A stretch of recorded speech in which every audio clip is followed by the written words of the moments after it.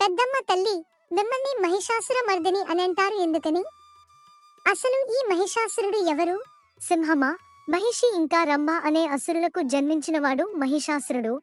ఆ అసురుడు ఒకసారి బ్రహ్మకి కఠోర తపస్సు చేసి ఒక వరం పొందాడు. అది ఎలాంటి వరం తల్లి? ఏమని బ్రహ్మ వరం ఇచ్చారు? మరణమే తనకు ఉండకూడదని మహిషాసురుడు వరం అడిగాడు. కాని బ్రహ్మ నిరాకరించడంతో ఒక స్త్రీ చేతిలో తప్ప ఇంకెవరి చేతిలోనూ మరణముండకూడదని వరం పొందాడు. వరం పొందాక మహిషాసురుడు ఏం చేశాడు తల్లి? ఆ తర్వాత ముల్లోకాలని పీడించాడు. యజ్ఞహోమాలను ధ్వంసం చేశాడు. దేవతలపై దండెత్తి ఇంద్రదేవుణ్ణి కూడా ఓడించాడు. ఆ ఘోరాలను చూడలేక త్రిమూర్తులు నా సహాయం కోరారు. ఆ రాక్షసుడిని మీరు ఎలా ఓడించారు మాతా? పార్వతిని అయిన నేను కాత్యాయని దుర్గా రూపంలో ఆ మహిషాసురుడితో యుద్ధం చేసి అతన్ని ఓడించాను. మరి మిమ్మల్ని జూబిలీ హిల్స్ పెద్దమ్మ అని ఎందుకంటారు? నేను మహిషాసురుని సంహరించాక కాస్త విశ్రాంతి తీసుకునేందుకు దుర్గమమైన అడవుల్లో బండరాళ్ల మధ్య సేద తీరాను.